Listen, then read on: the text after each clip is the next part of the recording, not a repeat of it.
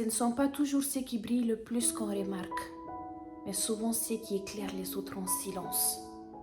Écoute.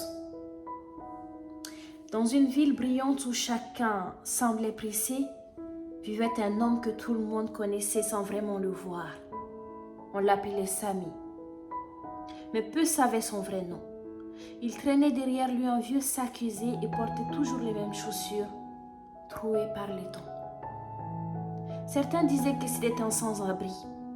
D'autres pensaient qu'il était un peu fou. Pourtant, chaque matin, il saluait chaque passant d'un sourire sincère et disait « Belle journée pour être vivant, n'est-ce pas ?» On lui répondait parfois par un hochement de tête, souvent d'un silence, mais lui, il continuait. Il s'asseyait toujours au même coin de rue, à côté d'un petit café. Il ne demandait rien, ne tendait pas la main. Il observait, il écoutait. Et parfois, il écrivait dans un petit carnet usé. Un jour d'hiver, un jeune homme prénommé Yanis, serveur dans le café, s'approcha de lui. Il venait de perdre son père, avait abandonné ses études et ne croyait plus en rien.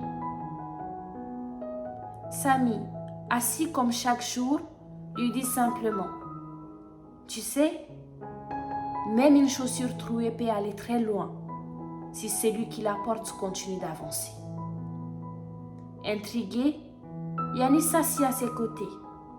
Pendant des semaines, ils discutèrent. Sami parlait peu de lui-même, mais posait beaucoup de questions. Il disait des choses simples, mais vraies.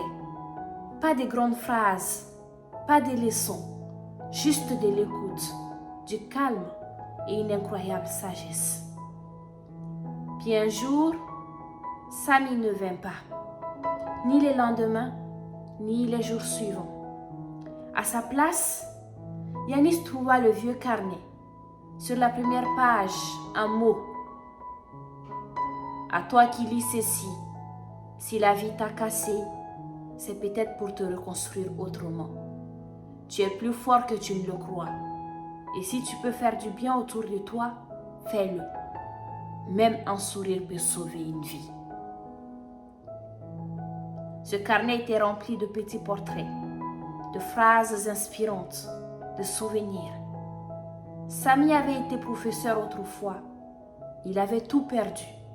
Sa famille, son travail, sa maison. Mais pas sa lumière. Yanis décida alors d'ouvrir un petit lieu. Quelques années plus tard, le café des chaussures trouées. Un endroit où les gens pouvaient venir parler, se réchauffer, se reconstruire. Sur un mur, en lettres dorées, on pouvait lire cette phrase. Même une chaussure trouée peut aller loin tant qu'on continue de marcher. Même une chaussure trouée peut aller loin tant qu'on continue de marcher.